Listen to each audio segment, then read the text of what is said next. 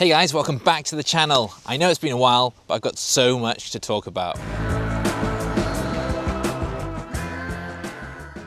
So firstly, let's start off and let's get the bad news out of the way.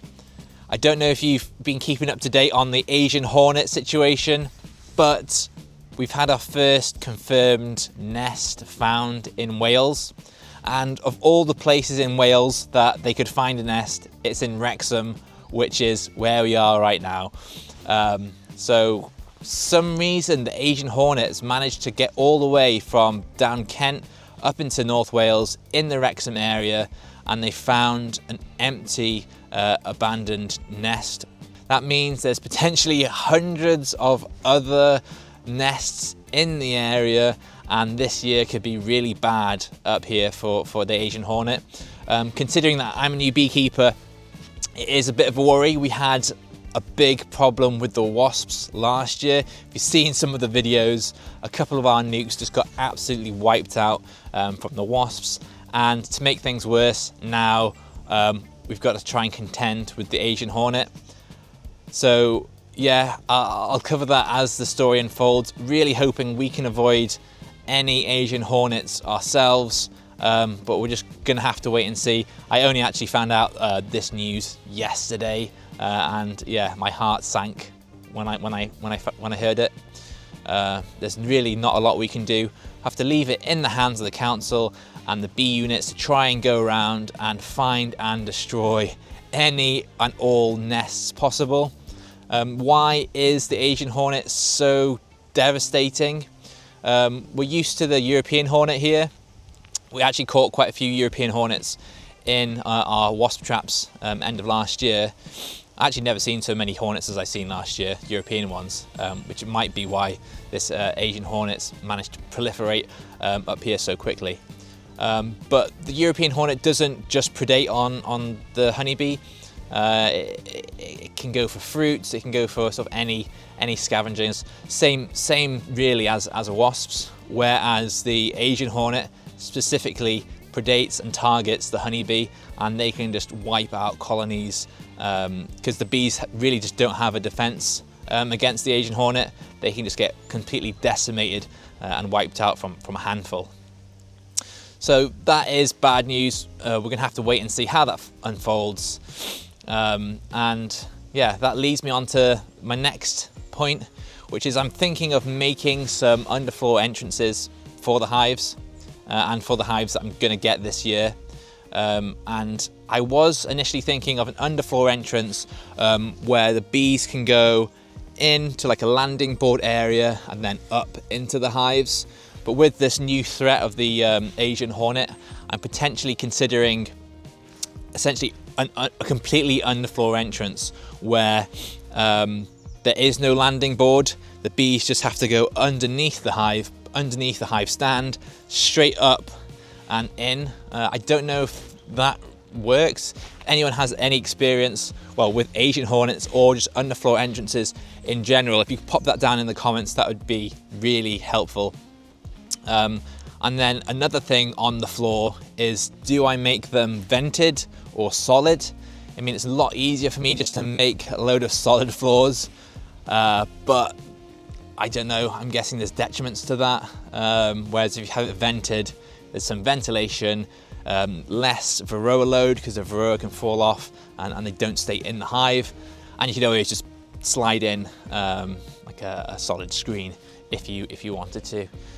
So I'm considering that. So if anyone again has experience with solid floors with beehives, let me know what you think on them.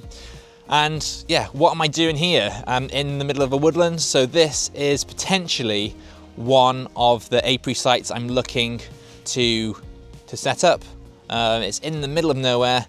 So it's good and it's bad. It's very isolated and I can't drive here in the winter. It's just too wet. My poor little courser will never make it here. So that could be a bit of a challenge as far as getting equipment. I've walked like a good kilometre to get to this area. Beggars can't really be choosers. The landowners let me use the area here if I want to, because it's really just woodland that doesn't get used whatsoever. And there's a little bit of an opening here. Potentially I could make a little bit more of an opening closer to the entrance, which might be a bit more handy. But for the time being, I think I'm just going to have to try and carry my equipment, especially in the first sort of few months of the year when the ground's still wet, just to get here. Hopefully when the summer comes, the ground dries up and we're harvesting honey, I'll be able to drive here and it won't be a problem at all. But if anyone has experience with woodland settings in the UK, let me know. I am concerned potentially that it might be too dark. It's hard to say at the moment because it is winter, all the forage is kind of died down, but when it all grows up and the trees come out, then it could potentially be quite dark. I think the only thing I can do is give it a try and see. We can compare it to our other site and see how the bees do. It is a bit damp. There's quite a lot of water here. Maybe that's just because it's winter. At least the bees have got a water source. That's all I can say. And then on equipment, I'm planning on getting some more beehives. I know Thorns have got a sale on at the moment on Cedar. I believe you can get a whole Cedar seconds national brood, plastic queen excluder, 2 supers and a roof and a floor for £122. So that is tempting, but I am also tempted at trying out some poly boxes. I found that our hives have got a bit damp over the winter. We just had loads of rain, it's Wales. You can see the sky behind is typically nice and sunny, or not. So I'm keen to try out some poly boxes. I know Bellow's going to have a sale at the beginning of February, so potentially, and I'm considering doing a hybrid hive. So I'll make my floor myself, timber floor, underfloor entrance, then poly brood box, queen excluder, wooden supers, and wooden roof. And the idea behind that is the brood box is pretty much going to stay in place, and it's not going to be moved. So it's going to be more warm, it's going to be insulated. If you do need to move it, it's lighter. And then you have your supers, which are going to be cedar. They're more hard wearing. When we're taking them to get extracted, if they get knocked, they're probably less likely to break.